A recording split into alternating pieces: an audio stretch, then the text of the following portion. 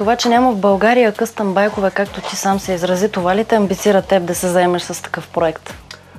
Не мисля. При мен това е моя страст.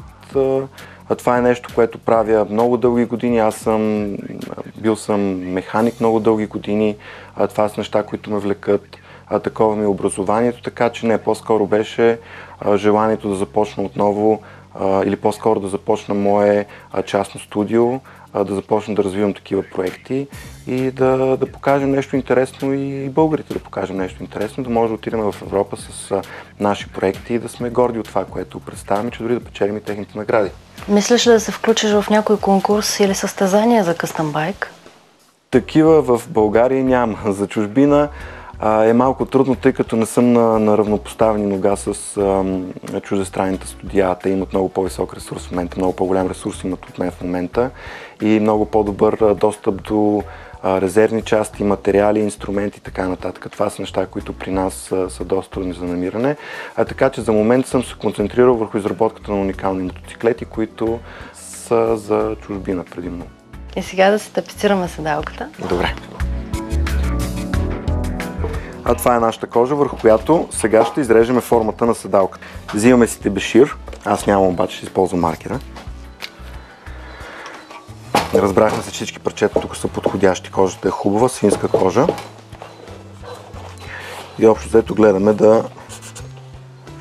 да може да покрием целия материал, цялата седалка.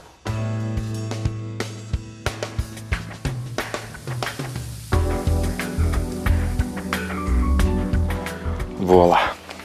Пускам си го да има повече пространство, за да може да го прехвърля обратното и да го залепя тук и да не се вижда, да изглежда заводско.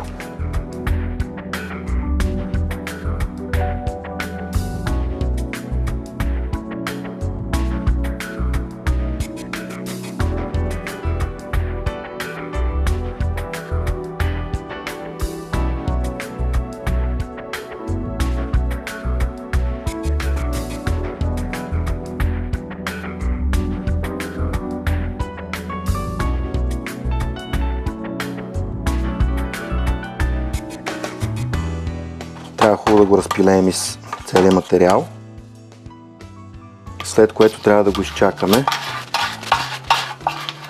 да изсъхне около 10 на 15 минути. Това е техника, която ние в България си я познаваме добре и този вид лепила са доста използвани в България, особено за лепене на обувки, тапицери. Така, предположим, че това е готово.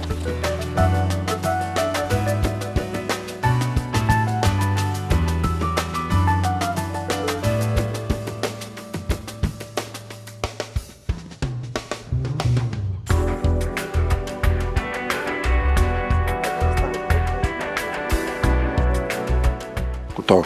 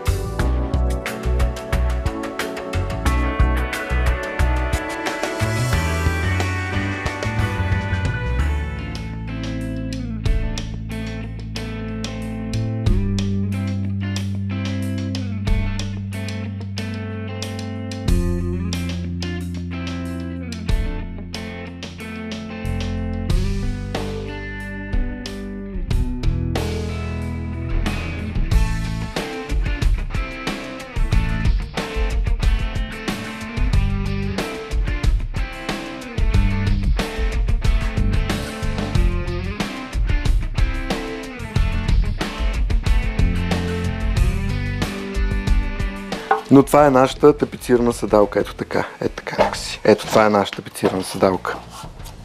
Залепена, направена.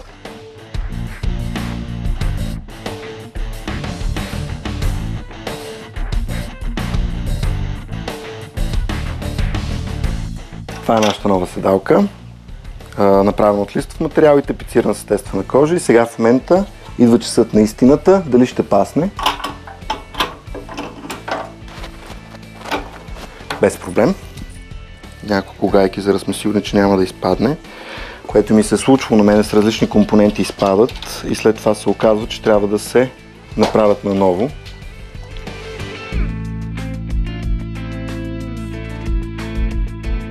Еми да сядаме тогава. Заповядай.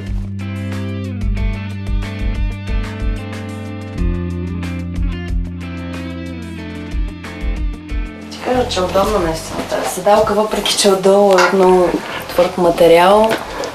Тъй като е премахнат всичко, което може да ти облегчи пътя, действително ще е малко по-твърден, но се надявам, че хората, които ще го карат, няма да го карат от тук до Франция, примерно обратното, защото Да, тази седалка не е предвиден за това. Не е направена за дълги разстояния. Не е предвиден. Моторът е направен за къси спринтове, така че би трябвало за това да е достатъчно. Освен това, по такъв начин по-добре усеща самия мотор, когато по-твърдо се возиш. Тогава се усеща по-добре окачването и поведението на пътя, така че като цяло тази седалка е много подходяща за този проект. Много ти благодаря, че ни покани да ни запознаеш с твоя мотор и се надявам за в бъдеще, когато предстои вече новият ти проект, отново да бъдем гости тук в град Своге и да запознаем всички зрители с целия процес на работа. Задължително много благодаря за посещението.